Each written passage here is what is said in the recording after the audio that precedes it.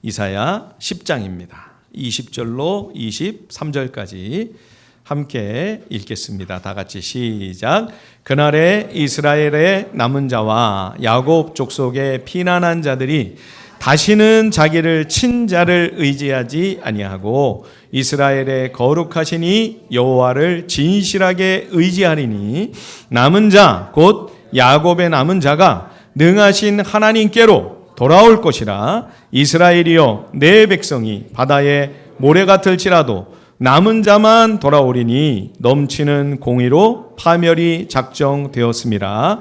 이미 작정된 파멸을 주 만군의 여호와께서 온 세계 중에 끝까지 행하시리라. 아멘. 오늘 본문은 예수님이 오시기 약 700년 전 유다 왕국의 히스기야 왕 당시 대언자 이사야를 통해 하나님께서 주신 말씀입니다.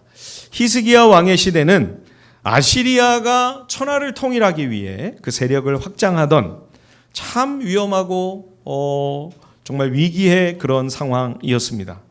이런 때에 이제 하나님께서 대언자를 보내셔서 유다 왕과 백성에게 하나님의 말씀을 증거하게 하시는 거죠.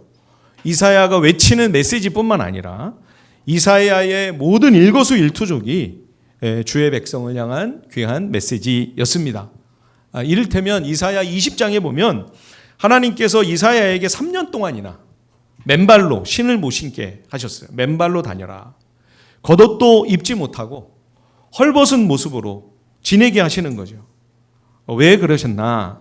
당시 유다가 아시리아 제국의 침략을 방어하기 위해 이집트, 이디오피아, 블레셋 등의 이 반아시리아 이 연합군, 이 동맹을 의지하려고 했기 때문입니다. 그래서 하나님께서 대언자로 하여금 이 극단적인 퍼포먼스로 유다 왕과 백성에게 생생한 메시지를 전달하시려고 하신 거죠. 너희가 지금 의지하는 이집트, 성경에는 애굽이라고 하죠. 또 아프리카의 에티오피아, 구스라고 합니다. 성경에는. 그리고 아시리아, 성경에는 또 아수르라고 하죠. 이 아수르 군대에 패하여 이 구스, 애굽, 블레셋 백성들이 신도 모시는 채 맨발로 옷도 제대로 입지 못하고 남루한 몰골로 전쟁 포로로 끌려가게 된다. 근데 그들 자신도 구하지 못하는데 어떻게 그들이 너희 유다를 구할 것이라고, 그들을 구원자라고 그들의 원병을 지금 기대려고 하느냐? 안 된다. 그런데도 유다 왕과 백성들이 말을 안 듣습니다. 그 동맹에 대한 기대를 저버리지 못하는 거예요. 3년 동안이나 고집을 피웁니다. 그래서 이사야가 3년을 헐벗고 맨발로 그렇게 지내는 거죠. 당시 블레셋과 또 애굽과 구스가 서로 연합하여 아수르의 남진을 막으려고 했습니다. 이사야 14장에 보면 블레셋에서 유다 왕 히스기야에게 사신을 보냅니다. 압력을 넣는 거죠. 유다도 이 동맹에 들어와야 된다. 또 이사야 18장에 보면 구스도 또 유다 왕에게 사절을 보내요. 우리가 지금 힘을 합쳐서 아수르를 막으려고 하는데 너희도 유다도 힘을 보태야 되지 않겠냐. 엄청난 외교적인 압박을 가하는 거죠. 그림을 한번 보여주실까요? 오늘 이 지도를 좀 계속 보면서 말씀을 드리려고 하는데요. 이 짙은 모양의, 이 진한 모양의 하이라이트도 되는군요. 여기가 원래 이 아수르였어요. 그런데 이게 점점 세력을 넓히더니 메소포타미아 지방까지 저 북쪽까지, 그리고 이제 이쪽 시리아가 있는, 시리아와 북이스라엘이 있는 지역까지 결국은 다 함락을 시키고 이제 팔레스타인 이쪽 블레셋과 그 다음에 애굽과 저 애굽 밑에 아프리카 구스까지, 이게 지금 나중에 이제 아시리아가 천하를 통일한 그러한 지도입니다. 우리 오늘 청소년들도 같이 예배를 드리는데 청소년들이 아마 세계사를 딱 배울 때 이 고대 근동 초생달 모양의 이 오리엔트 지방을 최초로 통일한 나라 아시리아 제국이라고 배울 거예요. 세계사에 나오는 내용입니다. 성경 역사에 큰 제국이 5개가 있죠. 이 아시리아, 아수르라고 하고요, 성경에. 그 다음에 이제 나오는 제국이 바빌로니아입니다. 성경에는 바벨론이라고 하죠. 그 다음에 또 성경에 바사라고 하는 페르시아 제국이 나오고요. 그리고 또 마케도니아가 그 다음은 또 휩쓸죠. 그렇죠? 알렉산더 대왕의 그리스입니다. 성경에는 헬라라고 하는데요. 그리고 로마 제국, 이 5개의 제국이 신구약 성경에 이제 큰 역사적인 흐름을 잡고 있는데 이 첫째가 바로 아수르입니다. 예. 이 팔레스타인의 여러 나라와 민족들에게 이 아수르의 확장은 무시무시한 위협이고 공포였습니다. 아시리아 군대는 너무너무 잔혹하고 잔인했어요. 예. 그래서 히스기야 왕의 부친 아하스 왕은 아예 이 아수르 제국과 동맹을 하려고 했습니다. 예. 가장 힘센 편에 붙겠다. 예. 그래서 하나님께서 대언자를 보내셔서 하나님만 의지해야 된다. 아수르 의지하려고 하지 마라. 징조까지 보여주시면서 오직 하나님만 의뢰하라고 하시는데도 아하스 왕은 오매불망 아수르만 의지했죠. 그래서 이 시리아와 이쪽에 이제 시리아가 큰 나라가 있었죠. 그리고 바로 이 요단강 왼쪽에 이 북이스라엘 이 두 나라가 아하스 왕 때 서로 동맹을 합니다. 예, 그래서 유다 왕 아하스에게 압력을 넣는 거예요. 너도 이 동맹에 들어와라. 우리가 함께 아수르를 막아보자. 근데 아하스 왕은 아수르랑 편을 먹기로 한 거 아니에요. 예, 말을 안 들으니까 북이스라엘과 시리아 연합군이 유다를 공격합니다. 아하스가 어마어마한 타격을 입었습니다. 하루 전투를 했는데 유다군 12만 명이 죽었습니다. 유다 백성 20만 명이 포로가 돼서 북왕국으로 끌려갔어요. 예, 이렇게 되니까 아하스 왕이 아수르 왕에게 뇌물을 바치면서 제발 이 시리아 북이스라엘을 좀 무찔러 주십시오. 간청을 하죠. 근데 이 아수르 제국은 유다를 구해주기는커녕 유다를 속국으로 탁 삼고 엄청난 규모의 조공을 바치라고 강요합니다. 그러니까 아하스가 최강대국 아수르를 의지해서 동맹으로 이 문제를 풀어보려고 했는데 해결이 되기는커녕 더 심각한 상황이 되는 거죠. 예, 그래서 하나님께서 일찍부터 대언자를 보내 말씀하신 것입니다. 초강대국 아수르와 짝을 하는 거 하나님 기뻐하지 않으신다. 예, 가장 크고 가장 힘 있는 세력에 붙어서 그거를 의지하려고 하지 말고 주님만 찾고 주님만 붙잡아라. 예, 그러면 아무리 아수르가 크고 대단해도 하나님께서 너희를 지켜주실 것이다. 아하스는 이 음성을 외면해요. 예. 그래서 아하스가 세상을 떠나고 나서 그 모든 과정을 탁 지켜보고 있던 히스기야 왕이 이제 등극하자마자 나는 오직 하나님 한 분만 의지하겠다. 하나님만 찾겠다. 아수르의 조공을 안 바친다. 반 아수르 노선을 표방했죠.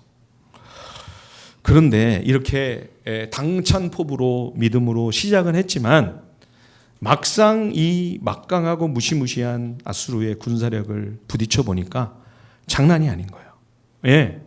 그리고 아하스 왕을 괴롭히던 시리아와 북이스라엘이 망했습니다.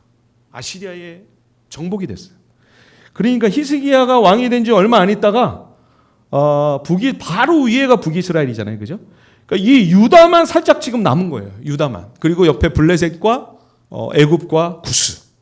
여기만 남고 북이스라엘 바로 인접한 유다와 인접한 그 위에까지 마치 홍수가 나면 그냥 흙탕물이 세상을 그냥 다 삼켜버리듯이 그렇게 천하를 지금 아수르가 다 뒤덮는 거예요. 얼마나 무서웠을까요? 예. 그래서 블레셋과 애굽과 구스가 이제라도 우리가 함께 힘을 합쳤으니 유다도 여기 들어와야 된다. 히스기야 왕한테 사신을 보내니까 구스에서도 보내고 블레셋에서도 보내고 히스기야가 흔들린 거예요. 믿음이. 예. 그래서 히스기야가 흔들리는 것을 보면서 하나님께서 이사야를 보내서 3년을 설득을 한 겁니다. 맨발로 옷도 안 입고 가가지고 저들이 이렇게 동맹을 했지만 결국은 이렇게 비참하게 포로로 끌려가는데 어떻게 거기를 의지하려고 하냐. 예. 그런데 히스기야가 그 3년 동안을 고심에 고심을 거듭하면서 갈피를 못 잡고 있을 때 결국 아수르의 사네립 황제가 블레셋과 애굽 구스를 정벌하기 위해 20만 대군을 이끌고 원정을 감행합니다. 블레셋을 쳐서 무찔렀어요. 그리고 이 지도에서 보는 것처럼 애굽과 구스까지 다 이 아수르에 패합니다. 결국 반아시리아 동맹에 참여하려고 했던 히스기야의 시도는 실패하죠. 이사야가 3년간 온몸으로 선포한 말씀 그대로 블레셋과 애굽과 구스의 많은 포로들이 정말 옷도 제대로 못 입고 신도 모시는 채로 노예처럼 맨발로, 심지어 아수르는요 얼마나 잔인한지 사람들을 짐승처럼 갈고리에 꿰가지고 잡아갔습니다. 그렇게 다 전쟁 포로로 끌려간 거예요. 예. 뿐만 아니라 유다를 가만히 뒀겠습니까? 유다의 많은 성읍들이 이 사네립의 군사들에 의해 초토화됐습니다. 그러니까 예루살렘만 딱 남은 거죠. 예. 히스기야가 황제의 코토를 건드린 겁니다. 아니 네가 감히 조공을 안 바치겠다고? 가만히 안 두겠다. 예. 그래서 히스기야의 마음이 또 한 번 휘청거립니다. 처음에는 하나님만 의지하겠다고 했지만 막상 현실에 닥쳐보니 이거 도저히 안 되겠다. 그래서 부친 아하스가 실패한 거를 다 봤음에도 어쩔 수 없이 이번에도 히스기야는 아수르 왕에게 뇌물을 바치고 군대를 철수시켜 달라고 하지요. 사네립이 어마어마한 액수의 뇌물을 요구합니다. 은 300달란트, 금 30달란트. 예. 전에는 제가 이렇게 나오면은 다 일일이 현재 시세로 계산을 하느라 골치가 아팠는데 요즘에는 AI가 바로 해주더라고요. 예. 은 시세만 해도 350억이 넘습니다. 은 300달란트. 금 시세로만 해도 2200억이 넘습니다. 1톤이 넘는 그런 중량이니까요. 예. 근데 고대의 은과 금의 가치가 오늘날과 똑같지 않다고 합니다. 그때는 더 희귀하고 더 채굴이 어려웠기 때문에 지금보다 훨씬 더 큰 가치를 지녔을 것으로 학자들은 추정하죠. 그렇다면 사네립은 유다의 수천억 정도가 아니라 조 단위의 어마무시한 천문학적 액수의 뇌물을 요구한 거죠. 히스기야가 눈물을 머금고 이거를 바칩니다. 금이 모자랐어요. 어떻게 했을까요? 예루살렘 성전의 그 내부의 금을 팍팍 긁어다가 사네립에게 갖다 바쳤습니다. 근데 여러분 아수르는 뇌물이 안 통하는 나라예요. 아하스 왕 때도 그랬잖아요. 그렇죠? 이 뇌물만 다 받아 처먹고는 입을 싹 씻는 겁니다. 예, 분명히 군대가 철수를 해야 되는데 군대를 안 물리는 거예요. 예루살렘을 에워싸 포위하고 있는 이 18만 5천의 아수르 군대가 계속 포위를 풀지 않고 전쟁을 계속하는 겁니다. 여러분, 악한 마귀의 요구는요, 죄의 유혹과 미혹은요, 끝이 없어요. 어느 정도 내가 조금 양보를 하고 타협을 해주면 그 정도 선에서 좀 서로 쇼부를 볼 수 있지 않을까? 가장 어리석은 착각입니다. 여러분, 죄는 단호하게 끊고 잘라버리고 끊어내지 않는 한 여러분 적당히 어느 선에서 타협이 될 거라고 하는 그러한 생각은 큰 오산입니다. 마귀는 우리를 죄의 구렁텅이로 끝까지 밀어넣습니다. 완전히 우리를 파멸할 때까지 절대 물러서지 않습니다. 결국 블레셋 구스 애굽 동맹에 참여하려는 시도도 무산이 되고 아시리아에 어마어마한 조공을 바쳤는데도 전쟁을 피하려는 노력이 물거품이 됐죠. 더 다른 방법이 없는 겁니다. 예. 그래서 마침내 히스기야는 처음부터 부친 아하스 때부터 대언자 이사야를 통해 권면하신 말씀처럼 이제는 여호와만을 의지하고 주님께만 매달리고 주님만 찾아야 되겠구나. 하나님의 도움밖에는 없구나. 여러분, 우리가 이제 뒤에 가면 36장 이후에 이런 자세한 내용이 나오고 또 열왕기나 역대기에도 이 내용이 기록되어 있습니다만 히스기야 왕의 신앙의 출중에서 믿음이 독실해서 처음부터 그가 하나님만 붙들고 승리한 게 아니에요. 예, 히스기야도 너무 믿음이 연약했습니다. 계속 이 환난 앞에 마음이 흔들렸어요.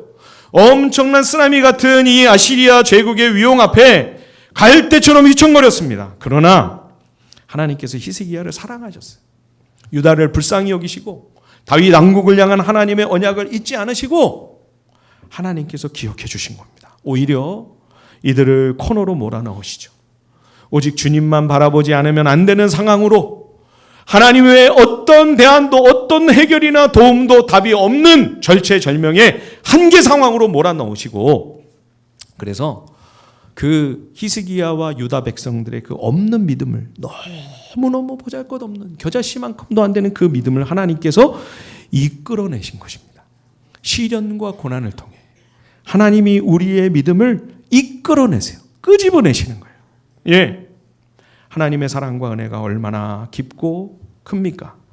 하나님은 완고하고 강팍한 아하스 왕에게도 앞서 한없는 은총을 내려주시죠. 다가오는 이 아수르의 무서운 환란을 내다보시면서 믿음 없는 아하스에게 심지어 그가 요청도 거부한 징조들을 거듭거듭 보여주시며 하나님이 함께 하시니 하나님만 의지할 것을 계속 촉구하셨죠. 예, 임마누엘과 마헬살렐 하스바스의 그 거듭되는 두 가지 징조가 아닙니까? 임마누엘은 하나님께서 우리와 함께 하신다, 예수님의 또 다른 이름이지요. 악하고 오만한 왕 아하스에게 왜 갑자기 이사야 7장에서 예수님의 탄생의 징조를 보여주셨을까요? 700년 뒤에 하나님께서 예전부터 말씀하신 그 언약을 성실하게 반드시 이루시는 미쁘신 하나님이시라는 거예요. 예? 다윗 왕의 후손에서 구원자를 반드시 태어나게 하실 그 하나님이시라면 지금 이 아하스의 유다 왕국을 망하게 내버려 두시겠느냐? 아무리 아수르가 강하다 할지라도 하나님이 다윗 왕국을 불을 꺼트리시겠느냐? 다윗 왕국을 끝까지 보존하셔서 그래야만 마침내 아브라함과 다윗의 후손으로 약속하신 메시아가 임하시지 않겠냐? 그 일을 이루실 하나님이시다. 그런 하나님이 어찌 지금 우리를 못 지켜주시겠는가? 설득하신 거예요, 아하스에게. 이게 너무 멀리 또 700년 후의 일이라 혹 아하스가 무시할까 봐 이사야 8장 그 다음 장에 보면 또 하나의 징조를 겹쳐주시죠. 그렇죠? 마치 그 임마누엘 아기 탄생의 예고편처럼 또 한 아기를 태어나게 하시는데 이사야의 둘째 아들 마헬살렐 하스바스입니다. 이름이 왜 이렇게 어려워요? 예, 하여튼 대원자는 부인도 힘들고 자식들도 힘들고 예, 다 힘들어요. 예, 이 노략이 속히 임한다. 이 아기가 젖을때기도 전에 2, 3년 안에 유다를 지금 괴롭히고 있는 저 시리아 북이스라엘이 망할 것이다. 예, 하나님께서 여러분 얼마나 친절하고 자상하십니까? 이렇게 고집스러운 미련한 아하스에게 야, 너 두려워하지 말고 나만 의지하면 돼. 내가 지켜줄 거야. 시리아, 북이스라엘. 야, 지금 저 대원자 이사야가 낳은 둘째 아들 있지? 걔가 아빠, 엄마 말도 하기도 전에 내가 반드시 시리아, 이스라엘을 저 아수르를 통해 심판할 거야. 너는 걱정하지 말고 내게만 붙어 있으면 돼. 그런데도 아하스는 끝까지 하나님의 손길을 뿌리쳐요. 예, 결국 아하스가 강대국에 의해 시달릴 대로 다 시달리고 온갖 고초란 고초는 다 겪고 생고생하다가 20살의 왕이 된 아하스가 16년밖에는 못 다스리고 36살에 이른 나이에 요절을 하지 않습니까?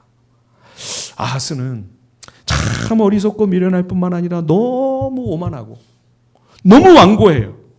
마지막까지 하나님의 그 풍성한 은혜를 거절하다가 망하는 거죠. 반면 그 아들 히스기야는 시작이 참 좋았습니다. 물론 신앙이 아직 부족해서 중간에 많이 흔들렸습니다. 그러나 결국에는 결정적인 순간에 마음을 다잡고 오직 하나님만 붙들겠다고 비로소 마지막 순간에 결단을 내려요. 믿음의 결정을 했어요. 그래서 이사야서가 66장이나 되잖아요. 그렇죠? 성경이 66권인데 어떤 분은 그래서 이사야 일부를 39권까지 하고 40장에서 66장까지를 2부라고 둘로 이렇게 크게 나누기도 하는데 공교롭게도 구약이 39권, 신약이 27권이잖아요. 그죠? 마치 이사야 66장 전체가 성경 66권을 다 요약을 해서 보여주는 것 같다. 그렇게 이야기를 하기도 하는데요. 이 39장까지의 이 일부에서 가장 중요한 사건이 뭐냐? 이사야 36장 이후에 기록이 되어 있는 이 아수르 왕 사네립의 예루살렘 침공입니다. 예. 18만 5천 명의 대군을 하나님께서 전멸시켜 버리세요. 아니, 그 대병력이 어떻게 순식간에 그렇게 다 송장이 됐나? 세속 역사가 헤로도투스라는 사람이 있습니다. 역사라고 하는 고대의 아주 유명한 그 고전을 하나 기록을 했는데요. 역사책이에요. 제목도 역사예요. 요즘 한참 많이 회자되는 호메로스의 그 오디세이보다 역사 기록으로서는 더 탁월한 작품이라고 인정을 받는데 거기에도 이 사건이 나와요. 예, 뭐라고 하냐면 거기서는 사네립 황제의 이 아시리아 대군의 이 병영에 쥐가 옮기는 무서운 전염병, 패스트죠, 그죠? 흑사병이라고도 하죠. 예, 사람들이 이 병으로 죽을 때 그 시체가 시커멓게 된대요. 그래서 그렇게 무서워하는 흑사병이 동거입니다. 그래서 예루살렘 정벌에 사네립이 실패했다. 예, 여러분 보세요. 어디도 패한 데가 없어요. 아수르가 한 번도 원정에서 실패한 적이 없습니다. 단 한 군데 이 예루살렘 정벌, 이 예루살렘 전투에서 실패한 거예요. 예루살렘 하나만 딱 남고 다 이 아수르 황제의 그 그늘 아래로 들어간 거죠. 결국 사네립 원정은 예루살렘에서 결정적인 패배를 당하게 됩니다. 사네립만 겨우 살아남아서 간신히 도망을 갔어요. 그런데 고국 아수르에서 아들들이 쿠데타를 일으켰습니다. 그래서 사네립은 아들의 칼에 암살을 당하고 말았죠. 사랑하는 성도 여러분, 우리 하나님 아버지는 살아계십니다. 살아계신 하나님의 신실한 진리의 말씀, 여러분 반드시 말씀하신 대로 이루어져요. 예. 그러므로 하나님을 찾고 하나님 한 분만을 의지하는 사람, 여러분 결코 부끄러움을 당하지 않습니다. 예. 이사야의 둘째 아들 이름이 마헬살렐 하스바스라고 했는데 첫째 아들의 이름은 뭘까요? 예, 스알 야숲입니다. 둘째의 이름 자체가 하나님 말씀이었으니까 첫째의 이름도 뭔가 특별한 메시지가 있지 않겠습니까? 예, 스알 야숲, 남은 자가 돌아온다. 오늘 설교 제목과 같은 뜻입니다. 남은 자가 반드시 돌아온다. 그 메시지를 하나님께서 처음부터 첫째 아들에게 이름을 아예 붙여주셨어요. 북이스라엘의 멸망은 히스기야뿐만 아니라 온 유다 지도자들과 백성들에게도 큰 충격이었습니다. 예, 여러분 이스라엘이요, 여기 유다가 지금 이스라엘과 두 왕국이 분열이 되어 있었는데 유다는 두 지파밖에 없었어요. 나중에 하나는 또 그냥 유다의 시므온이 편입이 돼서요, 하나밖에는 안 남은 셈이고 그래서 유다라고 하는 거죠. 유다 지파가 중심이니까. 북이스라엘은 10지파였습니다. 그러면 여러분 아수르 제국의 이 북이스라엘 패망으로 말미암아 10지파가 없어진 거예요. 이스라엘 10지파가 망한 거예요. 그러면 10지파가 사라졌으면 과연 이스라엘의 미래에 희망이 있을까? 이스라엘에게 주신 하나님의 언약 끝장난 거 아닌가? 우리에게 과연 소망이 있나? 이런 마음이 있는 거죠, 여러분. 그 응답이 뭐냐? 그 질문에 대한 응답이 바로 남은 자라고 하는 주님의 말씀입니다. 하나님께서 완전히 다 멸하지 않으셨어요. 예, 여러분 큰 나무를 뿌리째 뽑아가지고 완전히 바닷속에다가 쳐넣으시고 전멸시켜 버리시고 정말 소망이 없이 완전히 진멸하실 수가 있었어요. 근데 그렇게 하지 않으시고 그루터기를 남겨두십니다. 예, 남은 자라 함은 글자 그대로는 우선 생존자라는 뜻입니다. 전쟁통에 죽지 않고 살아남았다. 아수르가 북이스라엘을 다 짓밟았지만 그 와중에도 구사일생으로 생존하는 사람이 있죠. 그죠? 그런데 성경에서 지금 강조하고 있는 이 남은 자라고 하는 그 말의 보다 깊은 영적 의미는 단지 죽지 않고 살아남은 생존자다, 그것만을 뜻하지 않습니다. 자, 20절 우리 같이 한번 읽어볼까요? 이사야 10장 오늘 우리가 읽은 본문 20절 다시 한번 우리 한 목소리로 읽어보겠습니다. 이사야 10장 20절 다 같이 시작. 그날에 이스라엘의 남은 자와 야곱 족속의 피난한 자들이 다시는 자기를 친 자를 의지하지 아니하고 이스라엘의 거룩하신 이 여호와를 진실하게 의지하리니 아멘. 다시는 우상을 숭배하지 아니하고 하나님 외에 다른 신이나 우상을 경배하지 아니하며 오직 여호와 하나님만 진실하게 의지하게 된 믿음의 사람, 이 사람들이 남은 자예요. 예, 참 희한한 게 뭐냐면요, 여러분, 얼마나 죄인이 무지하고 미련한지 자기를 괴롭히고 박해하고 학대하고 우리나라를 침략해서 그렇게 곤란하게 만들었던 그 강대국을 의지하는 거예요. 그 나라의 신, 그 나라의 우상을 섬기는 거예요. 여러분, 이게 말이 됩니까? 유다왕 아하스가 아수르 제국 황제를 만나러 아수르가 시리아를 이제 정복을 했을 때 시리아의 수도 다마스커스로 이 아하스 왕이 갔습니다, 직접. 예, 제국 황제에게 인사를 드리고 정중하게 우리 앞으로 조공 잘 바치고 허튼 짓 안 하고 말도 잘 듣고 앞으로 잘하겠습니다. 충성 맹세하러 간 거예요. 근데 아하스가 그 다메섹의 그 신전, 시리아의 그 우상 신전의 화려하고 그 거대한 규모에 완전히 압도가 됐어요. 야, 이런 크고 대단한 신을 섬기니까 시리아가 그동안 그렇게 셌던 거구나. 예. 그래서요, 이 아하스가 예루살렘 성전을 다 다메섹 우상 숭배의 신전 모양으로 인테리어를 그냥 싹 전부 개조를 해버립니다.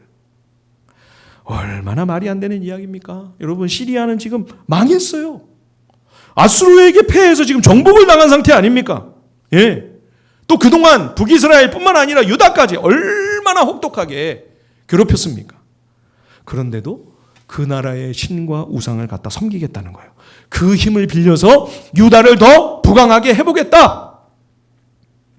참 우스꽝스럽다는 생각이 들죠, 여러분.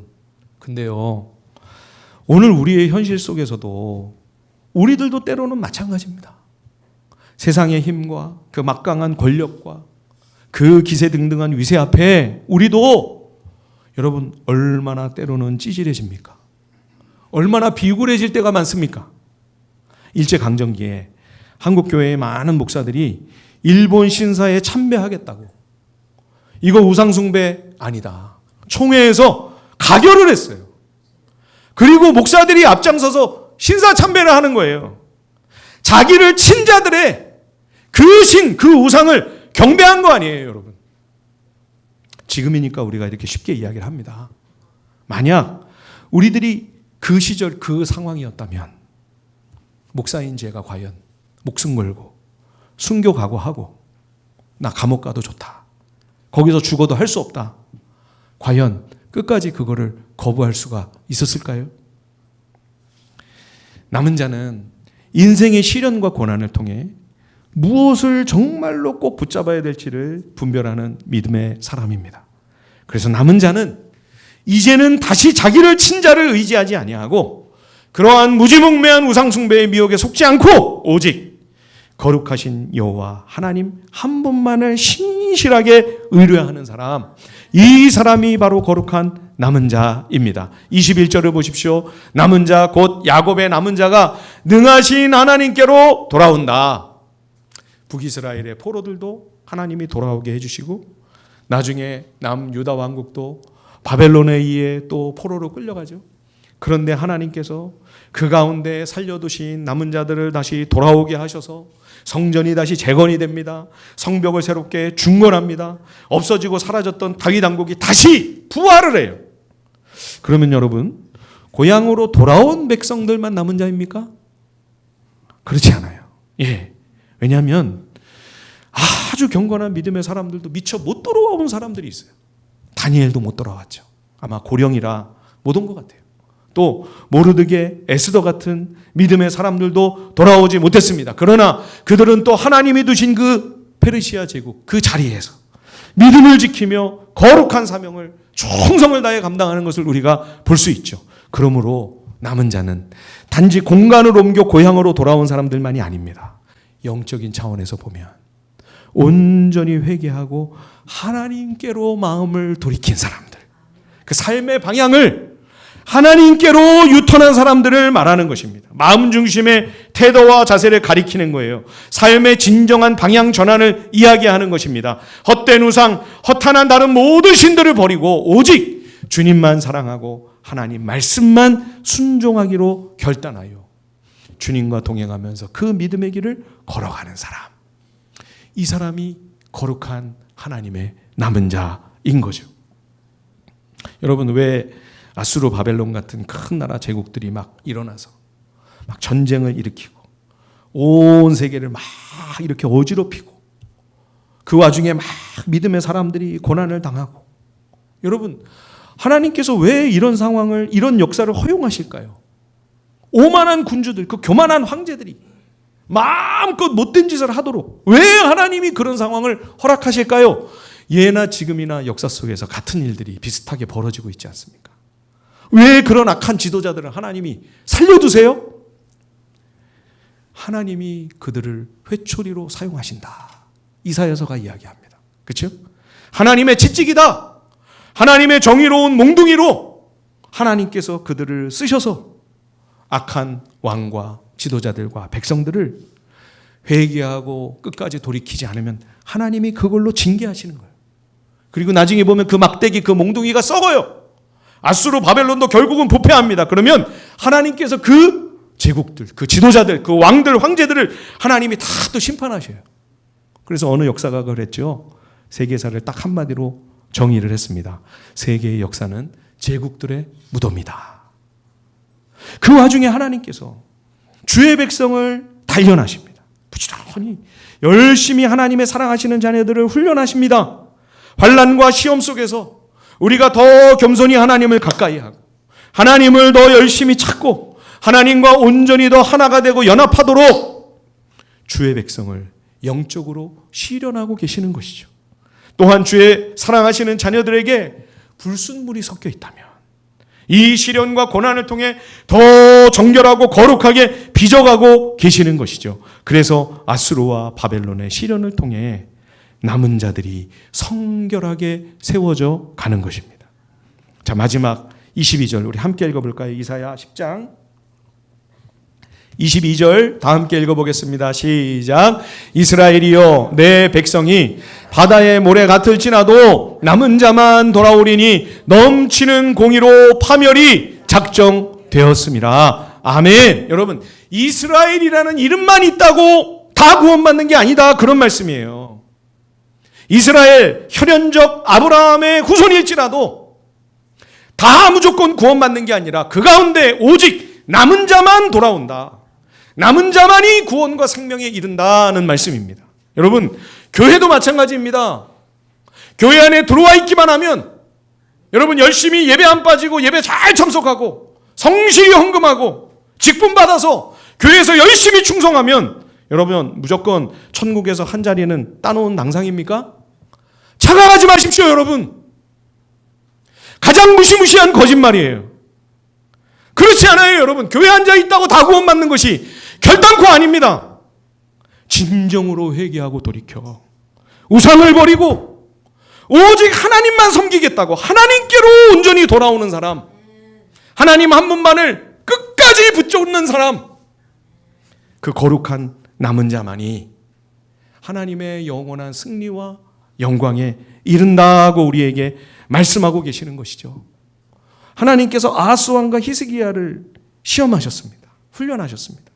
오늘 우리들도 하나님이 그렇게 실현하고 훈련하세요.